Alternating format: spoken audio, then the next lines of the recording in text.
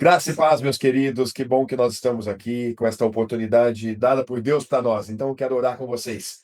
Meu Deus, muito obrigado, porque pela tua graça e a tua misericórdia, temos essa oportunidade mais uma vez de estarmos juntos para ouvir a tua palavra, que é a verdade. E pedimos por misericórdia, meu Deus, a direção e a inspiração do teu Santo Espírito, para que haja santificação do teu povo, fortalecimento dos teus filhos aqui neste mundo. Em nome de Jesus é que nós oramos e te pedimos, papai. Amém. Então vamos lá. Estamos aqui mais uma vez para termos uma mensagem que tem tocado os nossos corações para nos encorajar, para nos fortalecer na caminhada que nós somos chamados em Cristo Jesus. Quero lembrar os amados, Deus fez o verdadeiro, grande, espetacular milagre na tua vida de te revelar Jesus, revelar a nós Jesus. A revelação de Cristo em nós é o milagre mais espetacular que um ser humano pode vivenciar. E Deus fez isso com todos que estão aqui em Cristo Jesus. Este milagre consiste na revelação de que Jesus, quando foi levantado da terra, ele atraiu a todos em seu corpo. Nós fomos incluídos, enxertados no corpo de Cristo, quando ele estava lá na cruz, para que nós então fôssemos crucificados com ele, para que o pecado que estava em nós e que veio de Adão, eu sei que os irmãos sabem, entrou em Adão e passou a todos, por isso que o Cordeiro de Deus veio para tirar, e ele destruiu o pecado quando nós fomos crucificados e quando nós morremos com ele, porque aquele que está morto está justificado no pecado. Glórias a Deus, porque o Senhor nos deu a graça de revelar que fomos sepultados com Cristo, o fim da vida pecadora, e ao terceiro dia, quando Deus ressuscitou Jesus dentre os mortos, nos ressuscitou juntamente com ele, com nova vida, com tudo se fazendo novo. Novamente, novo coração, nova vida, nova natureza. Este milagre glorioso, o Senhor fez, providenciou a nós em Cristo Jesus. E agora que estamos em Cristo, o Senhor declarou para nós coisas importantes. Tenho-vos dito isso para que em mim tenhas paz. No mundo vocês terão aflições. Porém, ele nos orienta e nos pede para termos bom ânimo, para que nós estejamos de bom ânimo. E aí nós devemos lembrar que ele é aquele que nos encoraja, nos fortalece e nos coloca de bom ânimo. Ele disse para nós: ide por todo o mundo, pregai o evangelho a toda criatura. Porque quem crer no evangelho e for batizado será salvo, mas quem não crer, esse será condenado. Então, nós temos uma importante missão na terra: pregar o evangelho. Nós temos uma importante missão aqui na terra: vivermos unidos, os irmãos, experimentando a vida de igreja. Igreja, a reunião dos santos, dos regenerados, dos lavados no sangue do Cordeiro. Por isso que me toca de termos sempre uma mensagem de encorajamento para este momento. O milagre Deus fez na nossa vida. É claro que ele pode, irá fazer outros milagres na nossa vida, mas são incomparáveis ao milagre do novo nascimento. Então, agora, como regenerados, nós devemos observar a palavra de Deus para que ela nos fortaleça. Esta caminhada aqui, nós estamos caminhando aqui de uma forma simbólica no deserto. Por que eu falo no deserto? Porque está escrito na primeira carta aos Coríntios, capítulo 10. É um texto interessante para a gente pensar nisso. Por que podemos dizer que nós estamos aqui caminhando no deserto? Deixa eu mostrar aqui para vocês, abrindo aqui a Bíblia. Ora, irmãos, não quero que ignoreis que nossos pais estiveram todos sobre a nuvem e todos passaram pelo mar. Para contextualizar os irmãos, ele está falando sobre quando o povo hebreu, através do libertador Moisés, saiu do cativeiro, saiu da escravidão do Egito e entrou no deserto rumo à terra de Canaã. Eles passaram 40 anos no deserto. Não vou me adentrar sobre isso. Mas passou-se 40 anos. E esse período de 40 anos, nós vamos ver aqui agora, que ele fala, por exemplo, no versículo 2: tendo sido todos batizados assim na nuvem como no mar, com respeito a Moisés, todos eles comeram de um só manjar espiritual, e beberam de uma mesma fonte espiritual, porque bebiam de uma pedra espiritual que os seguia. A pedra era Cristo. Entretanto, Deus não se agradou da maior parte deles, razão porque ficaram prostrados no deserto. E aqui, para que eu fale, por que eu entendo que o deserto hoje para nós é, ele tem uma conotação importante do que diz respeito à nossa vida aqui na terra. Olha só o verso 6. Ora, essas coisas se tornaram exemplo para nós, a fim de que não cobicemos as coisas más como eles cobiçaram. O período do deserto representa o tempo logo após a regeneração. Após a regeneração vem o tempo do deserto. Interessante que Jesus também, quando foi batizado, foi levado pelo Espírito ao deserto para ser tentado pelo tentador. Neste período é que nós precisamos ter força, força para enfrentar o deserto. O deserto não é um lugar gostoso de se estar. É um lugar inóspito, é um lugar onde não tem muita vida. Então, a gente vê que representa bem o mundo que a gente vive, né? Este mundo que jaz no maligno, esse mundo que não tem vida, não tem vida em Cristo Jesus. A maioria de todos os seres humanos estão mortos para Deus ainda. E nós devemos celebrar a vida, porque Deus nos concedeu a graça, o milagre foi feito na nossa vida e ele nos salvou, nos regenerou, nos lavou no sangue do seu filho Jesus. E a terra de Canaã é aquela que nós estamos aguardando o grande dia chegar para entrarmos na glória, o momento da glorificação. Então, eu entendo que é muito importante para nós termos essa caminhada aqui, sendo fortalecidos pelo Senhor. E quem nos fortalece é Ele. Louvado seja Deus por isso. Mas como que Ele nos fortalece? E aí, eu queria compartilhar com vocês Josué capítulo 1, no versículo 8. Aqui tem uma coisa tão maravilhosa. Não cesses de falar deste livro da lei. Antes medita nele dia e noite, para que tenhas cuidado de fazer segundo tudo quanto nele está escrito. Então farás prosperar o teu caminho e serás bem-sucedido. Quero colocar aqui para vocês a nova Bíblia Viva para a gente ver como está escrito. Não se cansem de lembrar ao povo as leis deste livro. E você mesmo, trate de meditar nelas todos os dias e todas as noites, para ter certeza de que está sendo obediente em tudo o que nele está escrito. Só assim você prosperará e terá sucesso. Veja como é que é a importância da palavra. E aí, quando a gente olha para o versículo seguinte, por que ele primeiro diz, faça isto? Olha o versículo 9. Não te mandei eu? Sê forte e corajoso. Não temas, nem te espantes, porque o Senhor, teu Deus, é contigo por onde quer que andares. Meu irmão e minha irmã, isso é para nós. Isso é para nós. Eu vejo como Deus falando comigo, com você agora, de uma forma muito clara, muito forte e muito amorosa. O Senhor está dizendo para nós: não temas, nem te espantes, ser forte e ser corajoso, porque o Senhor, teu Deus, é contigo. Ele está falando para nós: eu sou com você, aonde quer que você vá. O que quer que você faça, eu sou contigo. Mas, contudo, nós precisamos alinhar as coisas. Ele é conosco e ele é aquele que opera a palavra dele em nós, desde que a gente esteja meditando na palavra e colocando ela em prática. A palavra tem que ser o centro da nossa vida. A palavra é Cristo. Então, tudo que está escrito é de suma importância que seja colocado em prática por todos nós. E esse, meus amados, é um processo que nós estamos vivendo, claro. É um processo onde nós vamos vivendo dia a dia a experimentar esta graça, a experimentar o Senhor agindo na nossa vida. Mas tem uma contrapartida que é importante para mim e para você. O quanto que nós estamos buscando a meditação na palavra, o viver em união, o estar sempre unidos como irmão, cultuando, se reunindo como igreja, porque eu entendo que a saúde da reunião, da igreja, quando está reunida, a saúde é quando a palavra de Deus é o centro e ela é a evidência maior de tudo que está sendo feito. O culto ele deve girar em torno da palavra. O louvor, ele deve ser todo ele baseado na palavra. A mensagem é da palavra.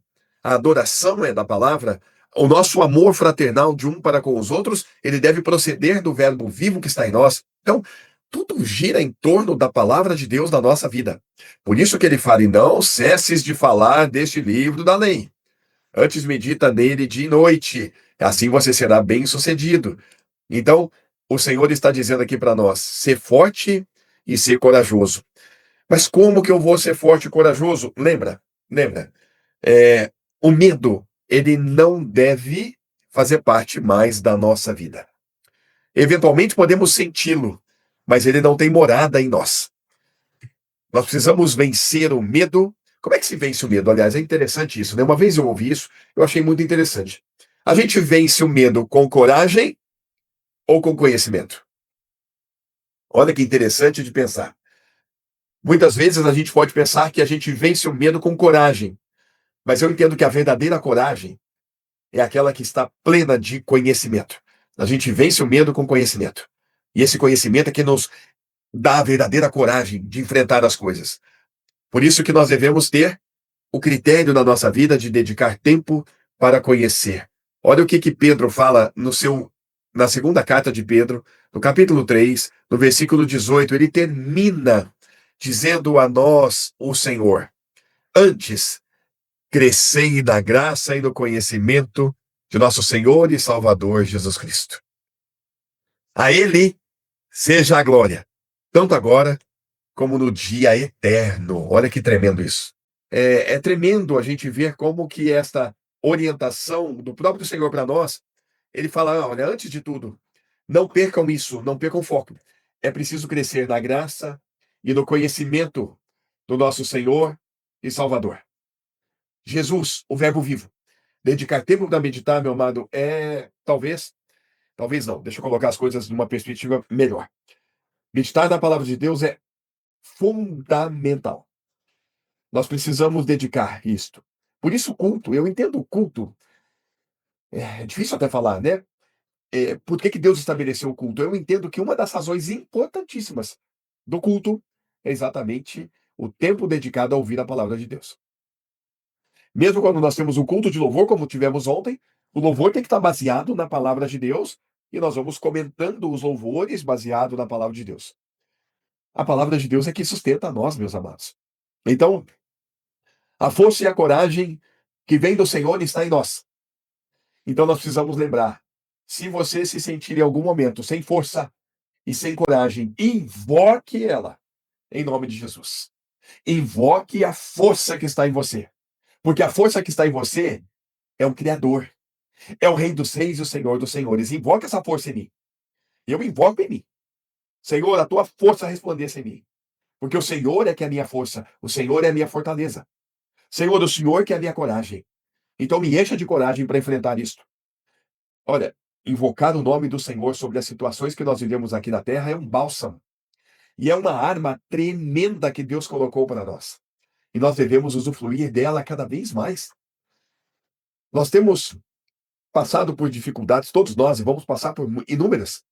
Mas eu lembro de conversar com alguns irmãos que estão aqui já, de que quando você estiver enfrentando, seja qual for o tamanho do problema, invoque isto na tua vida, traga isso. Se precisar falar, fale em voz alta. Eu estou crucificado com Cristo. Não sou eu quem vive. Cristo é que vive em mim. Todo desânimo, todo medo está expulso em nome de Jesus. Deus nos deu, não nos deu um espírito de medo, mas Ele nos deu um espírito de coragem. Ele nos deu um espírito de coragem, de amor, de moderação. Esse é o Espírito Santo que Deus colocou em nós. Esse é o texto glorioso que nós precisamos trazer para nós, para que a gente tenha clareza do poder que Deus colocou em nós. Ele não nos deu espírito de covardia. Já está na tela. Porque Deus não nos tem dado espírito de covardia, mas de poder, de amor e de moderação. Deixa eu ver como é que está aqui na King James, para a gente ver uma outra versão. Porquanto Deus não nos concedeu espírito de covardia, poder, amor e de equilíbrio. Eu quero só conferir aqui na Bíblia Viva. Pois o espírito que Deus nos deu não é de covardia, mas de poder, amor e de equilíbrio. Então, é esse espírito que está em nós. Nós somos selados com o Espírito Santo da promessa. Por isso, devemos invocar esse poder na nossa vida. Nós vamos passar, estamos passando e vamos passar por inúmeras situações. Vamos lembrar de Jesus dizendo: no mundo vocês terão aflições. E isto é para que a gente tenha clareza de que o Senhor nunca nos deixou fora da sua orientação. Nós temos conhecimento disso e não podemos achar que as coisas, quando acontecem, são estranhas. Não. Todas elas estão previstas, já estão sabidas por nós. Então nós devíamos ter esta intrepidez ou essa coragem. Aquela que Moisés falou para Josué: ser forte e corajoso. Seja forte e corajoso. Vamos lá, gente. Mais uma semana que se inicia. Iniciamos ontem a nossa semana de uma forma tão graciosa. Tivemos 2 cultos, um pela manhã e uma à noite, para que a gente pudesse sair ali cheio do Espírito. Aliás, onde é que está escrito que nós devemos colocar isso em prática? Ó? Efésios, no capítulo 5. Olha lá como é que está escrito aqui, ó. Versículo 18. Vamos ver aqui na Bíblia Viva. Não bebam muito vinho, porque muita depravação se encontra neste caminho. Em vez disso, sejam cheios do Espírito Santo e governados por ele. A outra versão, que é a mais conhecida, né? Está lá escrito: e não vos embriagueis com vinho em que há contenda ou dissolução, mas enchei-vos do Espírito. Como é que eu me encho do Espírito, meu irmão? Minha irmã, como é que eu me encho do Espírito? Eu entendo quando Jesus falou em João capítulo 6, no versículo 63, ele deu a nós ali a pista de como é que isso se faz. O Espírito é o que vivifica, a carne para nada aproveita. As palavras que eu vos digo são espírito e vida. Se encher da palavra é se encher do Espírito. É assim que nós vamos sendo iluminados, recarregados, fortalecidos, transformados, santificados, avivados. Olha que bonito isso, gente. Por isso, o nosso tempo de meditação, ele deve ter um espaço cada vez melhor e cada vez com mais qualidade. Meditar, às vezes, pode ser pouco tempo com muita qualidade. Às vezes podemos meditar muito tempo sem muita qualidade. Então, cada um que vai ajustando aí. Ou, melhor, deixa eu corrigir aqui, o Senhor está ajustando você, meu irmão. Única coisa que nós precisamos lembrar que existe uma ação nossa e a do Senhor, tá? Eu busco e Ele está lá pronto para realizar em mim. Eu estou cada vez mais meditando e Ele está pronto para me ensinar, para me fortalecer, para fazer com que a palavra dele ganhe uma dimensão cada vez mais profunda na nossa vida. Para que a gente usufrua. Olha que bonito, gente. Eu não sei vocês, mas quando eu leio isso aqui, não te mandei eu. Esforça-te, esforça-te, tenha bom ânimo. Né? Essa aqui fala esforça-te, mas aqui, ó, a atualizada, ela vai falar ser forte e corajoso. Seja forte e corajoso. A King James vai falar: ora, não te ordenei ser forte e corajoso? Não temas e não te apavores, porquanto Yahvé, o Senhor teu Deus, está contigo por onde quer que andes. Então vamos lá. Como é que vai ser a sua semana? Eu não sei. Mas eu sei que o Senhor estará contigo e estará comigo. Ele estará conosco até a consumação dos séculos e durante toda a eternidade. Aquele que está entronizado em nós, olha que bonito isso. Aquele que hoje está entronizado em nós pelo Espírito, nós o veremos face a face.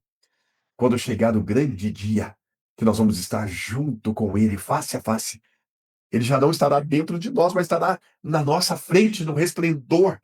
Olha que coisa tremenda. Agora, claro que ele vai continuar em nós, porque ele é tudo. Ele sempre estará em nós, fluindo em nós. Mas imagina você ser abraçado pelo Senhor Jesus, como João era, ou como muitos seres humanos foram abraçados por Jesus. Eu anseio muito isso. De coração, anseio muito ser abraçado pelo meu Deus, ser abraçado pelo meu Senhor. Mas sabe uma coisa? Eu espero que a próxima vez que eu te veja, eu te dê um abraço bem apertado, porque eu estou abraçando Jesus. Porque é assim que está escrito, né? Que a gente, quando ama um ao outro, a gente está amando a Cristo. Quando ele disse assim: